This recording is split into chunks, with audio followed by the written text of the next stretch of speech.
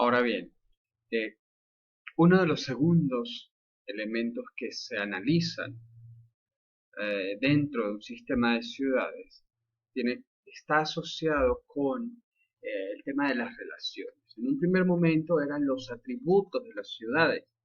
Ahorita vamos a hablar es el tema de las relaciones de las ciudades. Y esas relaciones, según Yates y Garner, son los elementos que existen dentro de las ciudades y que se expresan a través de flujos o redes de intercambio de personas, de bienes y servicios, de capitales, de información, etc. Y pueden ser, según Yates y Garner, de tres tipos. Uno, los flujos de transmisión, que son aquellos flujos donde se involucran o están presentes la transferencia física de elementos, bien sea personas, bienes y servicios, materia prima, todos aquellos elementos que son tangibles. Los segundos son los flujos de conducción, que son aquellos que se realizan a través de canales financieros y están asociados con transferencias y las transacciones de capital. Y los terceros, que son los flujos de información, que están asociados a todo tipo o aquellas actividades que tienen que ver con las telecomunicaciones, las llamadas telefónicas, los correos electrónicos, los fax, los telegramas, aunque bueno, ya eso hoy día no se utiliza, pero bueno, era lo que para el momento esto se autorizaba. Y estos tres tipos de flujos hay o circulan a través de unas redes de circulación, valga la redundancia, que son muy variadas, pero que dentro de esa variedad cada una está adaptada a cierto tipo de flujos. Por ejemplo, ¿cuáles son esas redes por las cuales se transmiten o por las cuales circulan los flujos? Las redes de transporte carretero. Son todas aquellos sistemas integrados por carreteras y autopistas que interconectan las ciudades y la que involucra la presencia física de terminales de pasajeros o de terminales de transporte. Las redes de transporte ferroviario, que son aquellas asociadas con los sistemas tradicionales y modernos, trenes bala, que involucran la presencia de estaciones centrales. Todo lo que tiene que ver con, por ejemplo, el metro de Caracas, forma parte de ese sistema de transporte ferroviario. Las redes de navegación acuática, todos aquellos sistemas asociados a las redes marítimas, fluviales, lacustres, y dentro de ellas, o cada una de ellas, con sus muelles y con sus puertos de estacionamiento o de entrada, de salida de la circulación de esas mercancías. Las redes de navegación aérea, con los aeropuertos y los helipuertos, las redes de comunicaciones o las redes de telecomunicaciones, asociados con lo que tiene que ver con todo lo que es la telefonía fija, la telefonía móvil, la radio, la televisión, la internet, etc. Cuando se hace este análisis de flujos, uno puede, toda la información, así como con los atributos de las ciudades, se pueden también sintetizar, se pueden también reflejar, resumir, sistematizar en una matriz. Y esta matriz es de doble entrada, donde en ambas entradas lo que se tienen son las ciudades. En la entrada de la parte de arriba son ciudades, la parte de las columnas son ciudades y la parte de las filas son ciudades. ¿Cómo se sistematizaría? Por ejemplo, lo que va de la ciudad 1, si estamos hablando de flujos de personas, a través de transporte carretero. De la ciudad 1 a la ciudad 1 no hay flujos de personas, puesto que es la misma ciudad, por eso se le coloca un guión, se deja vacío, igual que de 2 a 2 es la misma ciudad, por lo tanto no se contabilizan flujos, de 3 a 3, de 4 a 4 y así sucesivamente. De la ciudad 1 a la ciudad 2 ejemplo, al mes o al día, dependiendo del intervalo en que se esté levantando o registrando la información, de la ciudad 1 a la ciudad 2 al mes se transportan o se movilizan 15.000 personas. De la ciudad 1 a la ciudad 2 al mes se movilizan 15.000 personas.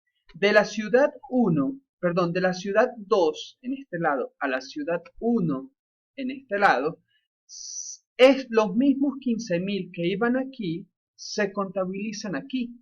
Es decir, de 1 a 2 es igual que de 2 a 1. Entonces, el mismo dato que se contabiliza en esta parte de la matriz, también se contabiliza en esta parte de la matriz. De la ciudad 1 a la ciudad 3 se movilizan al mes 25.000 personas. Bueno, estos 25.000 personas que están de la ciudad 1 a la ciudad 3 se contabilizan igualmente en esta columna de la ciudad 3 a la ciudad 1.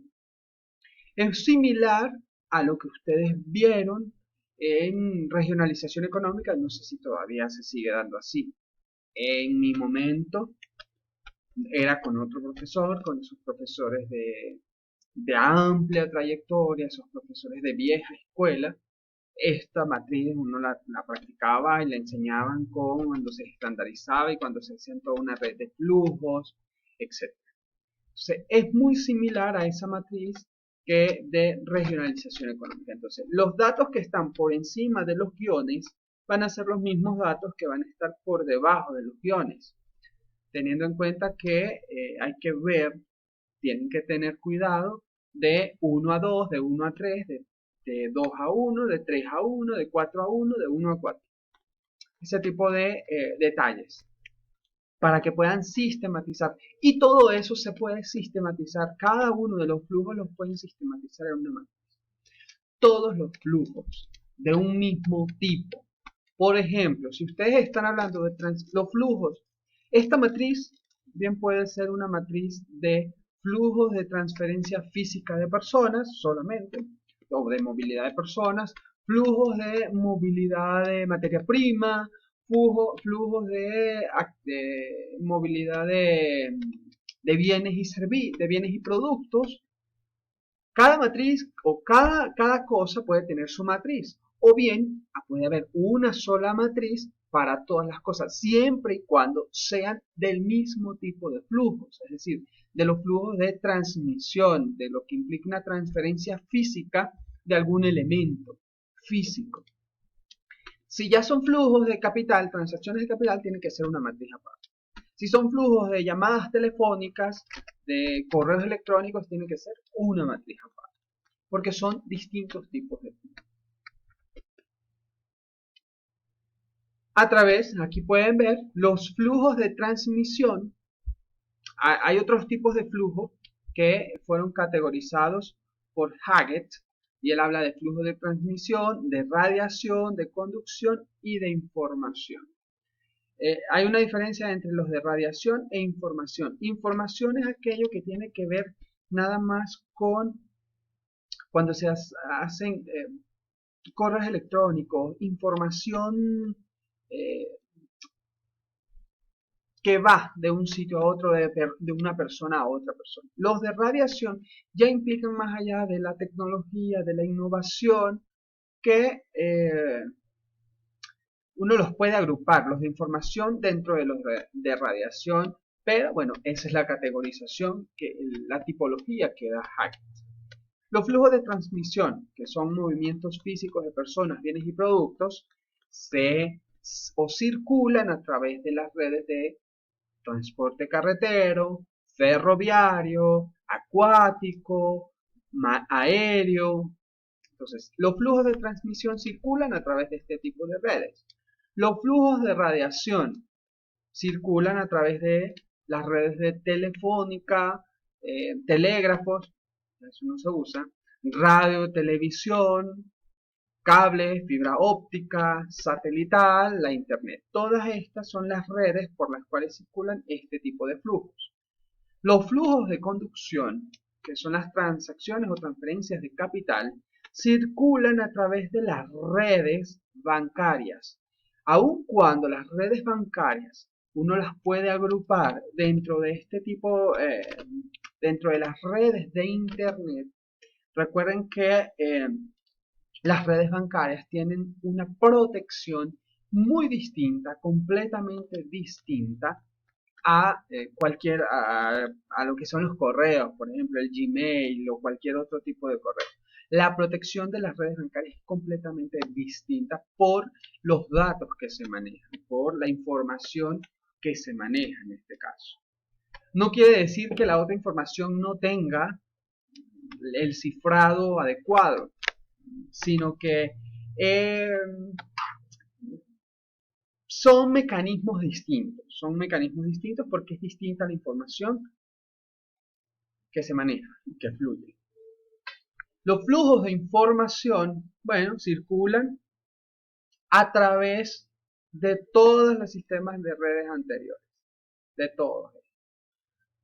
Porque la información puede ir bien sea por la internet, bien sea por un correo físico, bien sea por el transporte carretero, acuático, marítimo. La información puede ir por cualquier tipo de redes.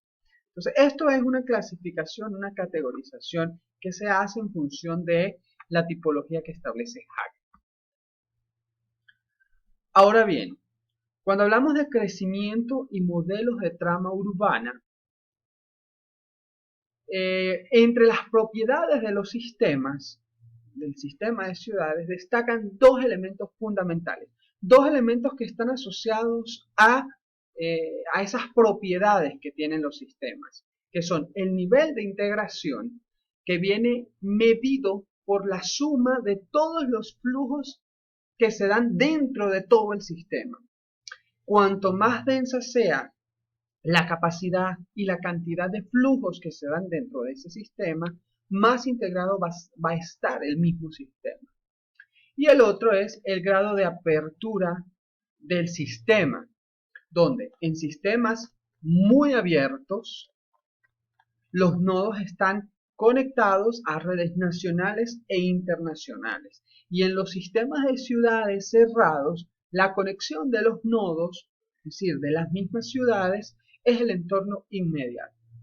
En otras palabras, en sistemas de ciudades donde predomina un sistema económico abierto, las ciudades tienen una mayor integración no solo con su entorno inmediato, sino con su entorno nacional e internacional. Y en los sistemas de ciudades cerrados, donde el sistema económico tiende a ser muy cerrado, las ciudades van a tener unas conexiones con el entorno inmediato. Esto es característico y asociándolo un poco a lo que en el tema 2.3 de la comparación del proceso de urbanización y la diferenciación que hacía Santos, por ejemplo, de países pobres, países ricos, países desarrollados, países menos desarrollados, está asociado a esos elementos. En los países desarrollados, donde los sistemas son abiertos, obviamente las ciudades tienen mayor conexión y conectividad con su entorno nacional e internacional. En países pobres, en países subdesarrollados o menos desarrollados, pues los sistemas tienden a ser más cerrados y las ciudades su influencia no va más allá de un entorno inmediato o un entorno próximo cercano. En este caso, y en la siguiente clase, vamos a continuar en esta misma lámina, vamos a dejar esos dos elementos porque esos dos elementos son los que permiten establecer el crecimiento diferencial de las ciudades. Pero bueno, eso vamos a verlo en el siguiente